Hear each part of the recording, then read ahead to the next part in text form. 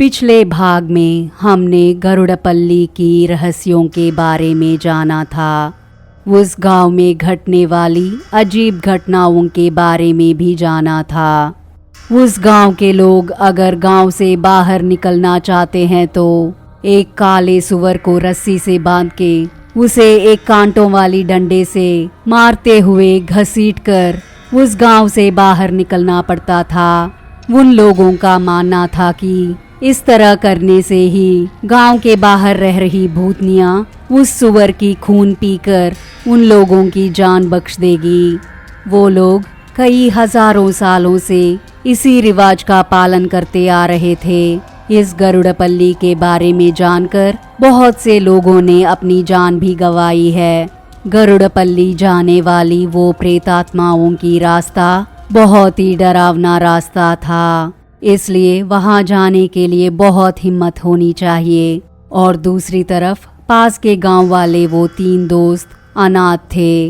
उन तीनों को एक बूढ़े दादाजी ने पाला था, लेकिन उन तीनों के हाथों में एक विचित्र निशान था। वो तीनों अपने हाथ खोलकर जोड़ते हैं तो एक तारे की आकार दिखाई देती है।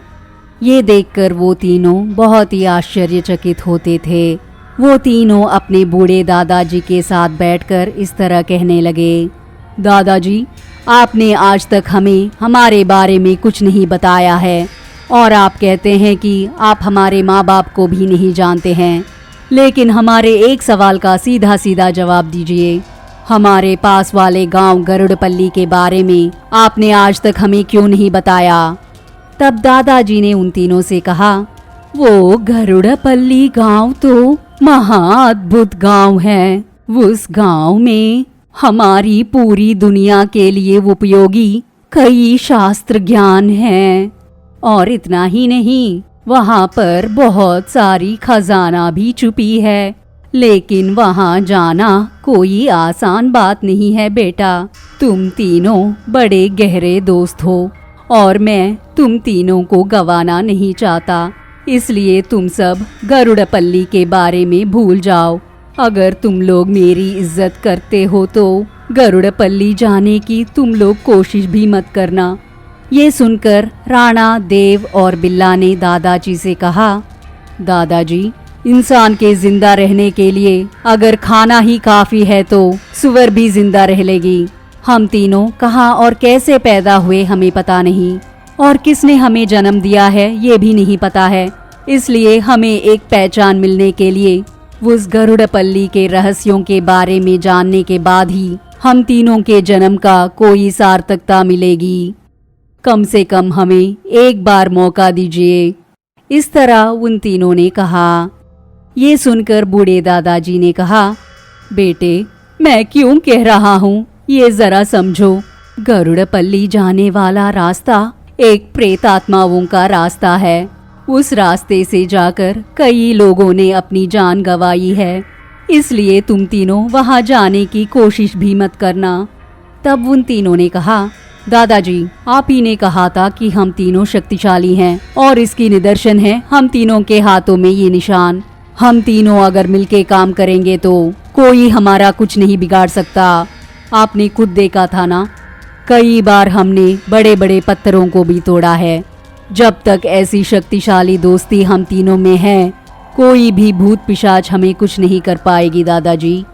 इसलिए हमें उस गरुड़पल्ली जाने की आज्ञा दीजिए दादाजी। इस तरह उन तीनों ने बहुत जोर देकर अपनी इच्छा के बारे में दादाजी से कहा।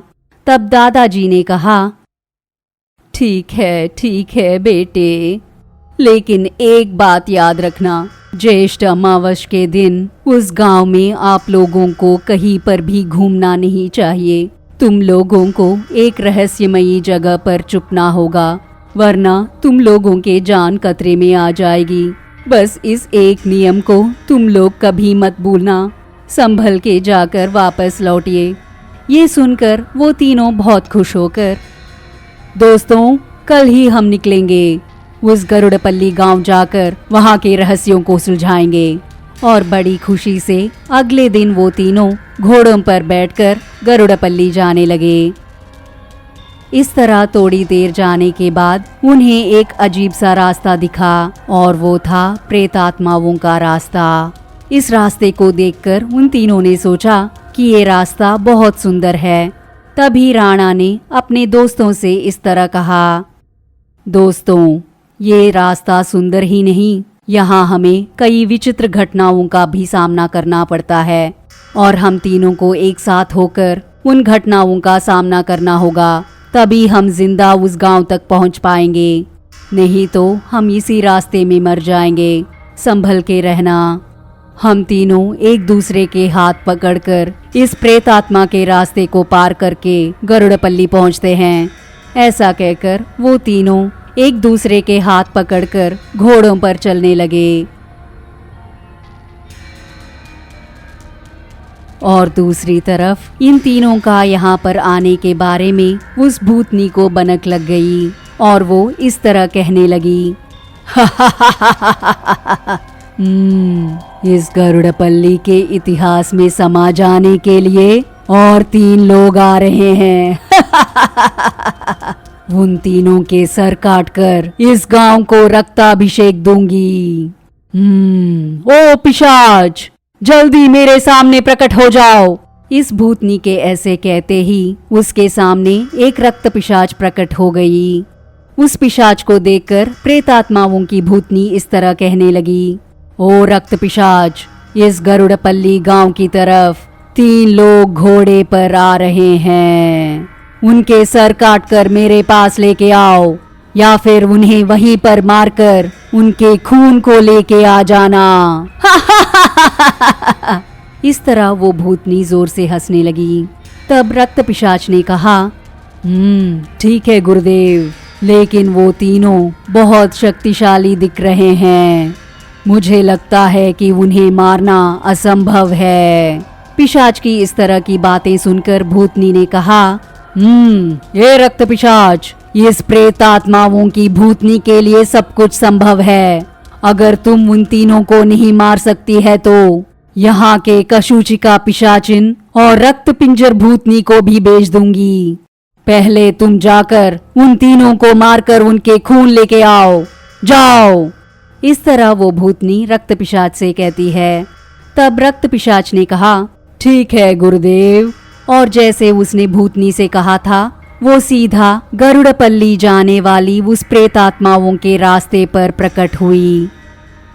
अपने सामने आने वाले उन तीनों को देखकर रक्त पिशाच ने कहा, दिखने में बहुत तंदुरुस्त हैं। इन्हें मारकर उनके खून पी जाऊंगी तो कुछ दिनों तक मुझे खून की प्यास ही नहीं लगेगी। इस तरह वो जोर से हंसने लगी और उसे देखकर वो तीनों अपने अपने घोड़ों से उतर गए। तब राणा ने इस तरह कहा, देखो दोस्तों, हमारे यहाँ आते ही यहाँ के सारे भूत प्रेतात्माओं ने हमें पहचान लिया है और वो हम पर हमला करने वाले हैं। इसलिए हम तीनों को इस पिशाच को पहले मारना होगा, तभी हम पहला कदम रख सकते हैं गरुड़पल्ली जाने के लिए। जल्दी से तैयार हो जाइए दोस्तों। राणा की इन बातों को सुनकर रक्त पिशाच ने कहा, इतनी हिम्मत! गरुड़पल्ली में प्रवेश करना ही बड़ी गलती है और ऊपर से इस प्रेतात्माओं के रास्ते में खड़े होकर मुझे देखने के बावजूद बड़ी हिम्मत से एक दूसरे से बातें कर रहे हो। मैं तुम तीनों को मार के खा जाऊंगी। ऐसा कहकर वो जोर से हंसने लगी।